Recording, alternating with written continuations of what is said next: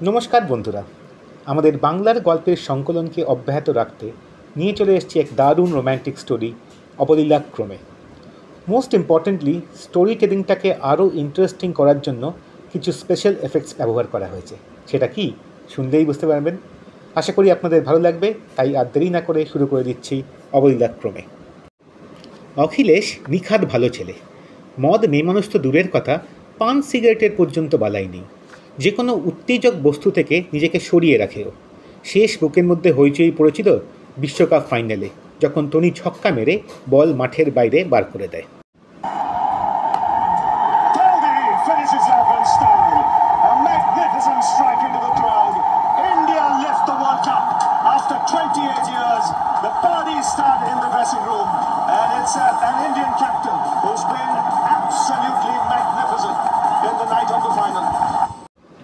তারপর কত বছর কেটে গেছে, এভাবেই বেশ চলছিল। কিন্তু হঠাৎ করে অখিলেশের বন্ধু মহলে ওর এই নিরস জীবনযাপন নিয়ে বিদ্রোহ ঘোষণা হলো। এক উইকেন্ডে ওকে এক পার্টিতে আমন্ত্রণ করে সবাই ওর ওপর ঝাঁপিয়ে পড়ল।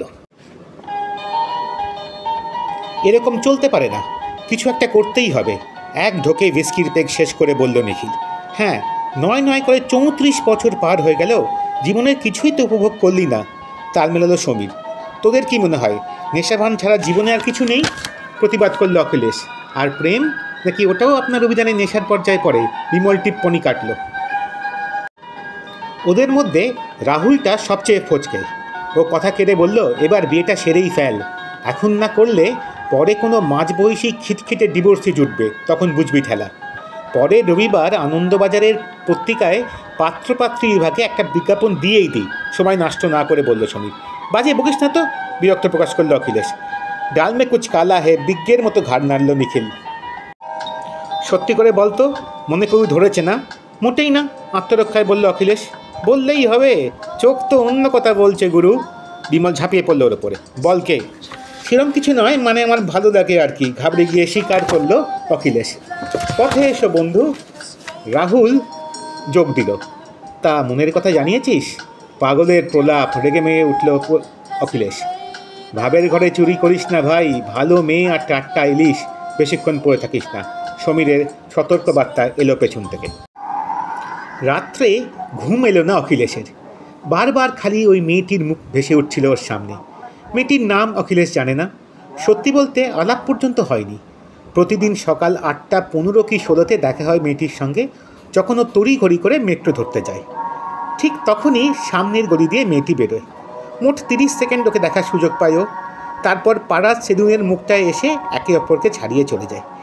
এতদিন ওকে দেখলে অখিলেশ আশ্বাস পেত যে দেরি হয়নি। সমীরটা সব হিসাব কেমন জানি গুলিয়ে দিল। এই ভাবতে ভাবতেই কখন চোখ জড়িয়ে এলো ওর। পরের দিন সোমবার, টানা 2 দিন পরে দেখা হবে মেয়েটির সঙ্গে। মোড়ের মাথায় এসে ওকে দেখতে পেল না অখিলেশ। ইচ্ছে করলে খানিক দাঁড়াতে পারত, কিন্তু মেট্রোর ভিড় মাথায় রেখে সে ঝুঁকি নিল না ও। তবে 2 পা হাঁটার পরেই আগের গলি থেকে বেরোলো মেয়েটি।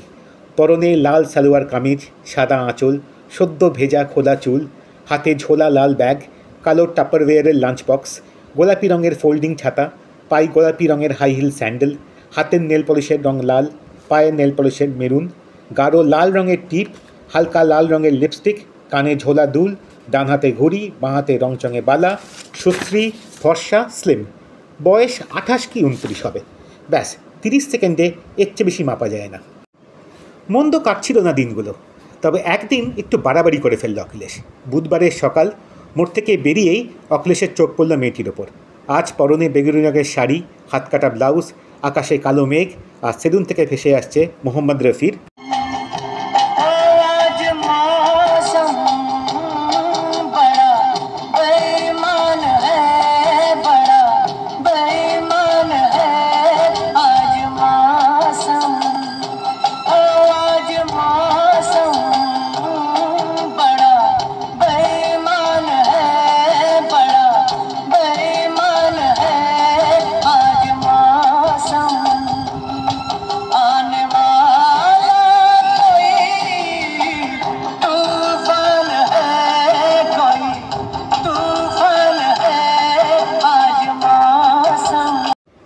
মাগো, আর পারা যায়?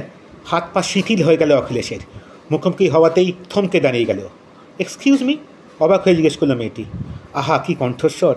এক্সকিউজ মি, কণ্ঠস্বর খানিক যেন ভারী হয়ে গেল। সরি, হকচকিয়ে বলল অখিলেশ। মানে কটা বাজে? 8:17, গম্ভীর গলায় উত্তর দিল মেয়েটি। ধন্যবাদ। কানের পাশ দিয়ে বেরিয়ে গেল, নইলে বিপদ ছিল, ভাবল অখিলেশ।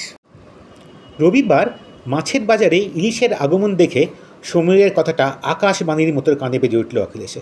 না, কিছু একটা করতেই হবে, তা নইলে আঙুর ফল টক, সুন্দরী মেয়ে মাত্রেই দুশ্চরিত্রা, এমনি প্রবাদ প্রবচনে নিজেকে ভুলিয়ে রাখতে হবে জীবনভর। নিজের সাহস প্রোফাইলটাকে বেশ খানিকটা চাগিয়ে বাজার থেকে বেরোনো মাত্র অখিলেশ দেখে ওই মেয়েটিকে বাজারে ঢুকছে। অচেনা জায়গায় চেনা লোককে দেখতে পেলে হাসার একটা লাইসেন্স থাকে, তবে তার সদ্ব্যবহার করবার আগেই ও পাশ কাটিয়ে চলে গেল। কী আর করবে অখিলেশ, ওই মেয়েটিকে দেখলেই হরমোনগুলি শরীর জুড়ে এমন তাণ্ডব নৃত্য শুরু করে যে আর কিছু খেয়াল থাকে না। মনে মনে নিজেকে তিরস্কার করতে করতে ফলের দোকানের দিকে অগ্রসর হলো। প্রেমের পরিণয়ের জন্য কিছুটা আবহাওয়া, কিছুটা যোগাযোগ আর বাকিটা ঈশ্বরের উপর ছাড়তে হয়। নিরুপায় হয়ে তাই করল অখিলেশ। তাতে কাজও দিল। সময় সন্ধ্যে 7:42। মেট্রোতে তুমুল ভিড়। কোনো মতে ঠেলে ঠুলে উল্টো দিকের গেটের সামনে জায়গা করে নিয়েছে অখিলেশ। সামনে পার্ক স্ট্রিটের হ্যাপাটা কেটে গেলেই এই গেটে ওঠানামা প্রায় পাঠ শেষ। কিন্তু পার্ক স্ট্রিটের ট্রেনের দরজা খুলতেই অখিলেশ তাকে সামনে ওই মেয়েটি দাঁড়াবি তো দাঁড়া ঠিক অখিলেশের পাশে। এত কাছ থেকে ওকে দেখার প্রথমবার সুযোগ পেল। আর কাছে মানে কাছে, উত্তম সুচিত্রা কোনো দিন এত কাছাকাছি দাঁড়িয়েছে কিনা সন্দেহ আছে। সত্যি ঈশ্বরের লীলা অপার। দিনভরের ক্লান্তির পর ও কি মারাত্মক সুন্দরী দেখাচ্ছে ওকে। তার উপরে কী যেন এক অচেনা পারফিউম মেখেছে, শুকলে মন প্রাণ ভরে যায়। সবই ঠিক ছিল, কিন্তু প্রত্যেক স্টেশনে ট্রেন থামলে যা হুড়মুড়িয়ে লোক উঠছিল তার চাপে অনিচ্ছা সত্ত্বেও ও বারবার ওর গায়ের ওপর গিয়ে পড়ছিল। সন্দিগ্ধ চোখ তাকাচ্ছিল মেয়েটি। আই অ্যাম এক্সট্রিমলি সরি, ভয়ে ভয়ে বলল অখিলেশ। ইটস ওকে, মৃদু হেসে জবাব দিল। মেট্রোর ভিড় নিয়ে আর জীবনে অভিযোগ করবে না মনে মনে প্রতিজ্ঞা করল অখিলেশ। সেদিন ট্রেন থেকে নাবার সময় একটা কাজের কাজ করেছিল অখিলেশ। মেয়েটির ঝোলা ব্যাগ থেকে উঁকি মারা এক রঙিন খাম থেকে ওর নামটি উদ্ধার করতে পারে ও। গোটা গোটা সোনালি অক্ষরে রেখা ঝিমলি সেন। এই সেন পদবীর ওপর বিশেষ দুর্বলতা আছে অখিলেশের। সেন মেয়েরা সেন্সিটিভ আর সেন্টিমেন্টাল হয় এমনি ওর বিশ্বাস। আর অখিলেশ বানুজ্যের হবু স্ত্রীর মধ্যে এই 3 গুণ থাকা একান্তই কাম্য। শুধু নামও নয়, এক সপ্তাহের মধ্যে ঝিমলির পুরো ঠিকুজি বার করে ফেলল অখিলেশ। যেমন ওর অফিস পার্ক স্ট্রিটে, সাধারণত 7:44 মেট্রো করে ও ফেরে। ওঠে প্রথম মহিলার সিটের নির্ধারিত কামরায়, থাকে ই ব্লকে, ফ্ল্যাট নাম্বার 214। এমনিতে খুশমেজাজের, তবে কয়েকদিন যাবৎ বাঁ গালে পরপর 2টি ব্রণ হওয়ায় খানিক বিব্রত। এরপরে অখিলেশের মতে খালি প্রপোজ করাটাই বাকি থাকে। উত্তেজনার বশে ঝিমলিকে নিয়ে একটা গানও লিখে ফেলল, যদিও ওর গানের গাও আসে না। তা কষ্ট করে লিখেছে যখন, শোনা যাক গানটা। তুমি তুমি করে মন তোমাকে চায় থেকে থেকে, আমি আমার নেই যে আর, আমি তুমি আজ থেকে, এখনো রোজ মন নিখোঁজ, সামলায় কি করে তোমাকে দেখে, তুমি বারবার 2 চোখে আমার, যাও তোমার ছবি এঁকে। আপনারা রাগ করবেন না, মানলাম একদমই সুরগান নেই, তবে প্রেমে পড়লে এরকম গান টান পায়, একটু সয়ে নিতে হবে। তাও তো ভালো গান লিখেছে, লোকে আরও কত কিছু করে। যাই হোক, আমাদের গল্প নিয়ে এগিয়ে যাওয়া যাক। এর কিছুদিন পর, মানে প্রায় দিন 7 পরের ঘটনা, ফের মেট্রোয় দেখা ওর সঙ্গে। পরের স্টেশনেই দুজনেই নেমে যাবে।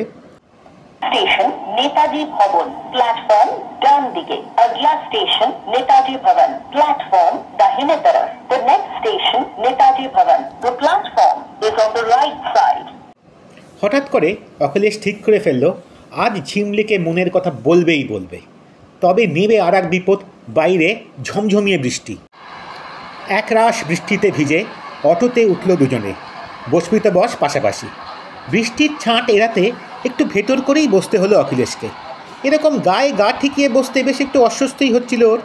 প্রেম নিবেদন করার সময় কাম লালসা ত্যাগ করতে হয়, তবে তার জো আছে। তার উপরে আজ হলো রাজেশ খান্নার মৃত্যু দিবস। তাঁকে শ্রদ্ধাঞ্জলি জানানোর জন্য রেডিও থেকে গান ভেসে আসছে। रात नशीली मस्त समा है, आज नशे में सारा जहां है। रात नशीली मस्त समा है, आज नशे में सारा जहां है। आए शराबी मौसम बहलाए, रूप तेरा मस्ताना, प्यार मेरा दीवाना, भूल कोई हमसे ना हो जाए। এই মুহূর্তে যদি প্রপোজ করে গোলাপি স্যান্ডেল খুঁড়ে মারবে ও, একদম মনে মনে ভেবে নিল অখিলেশ।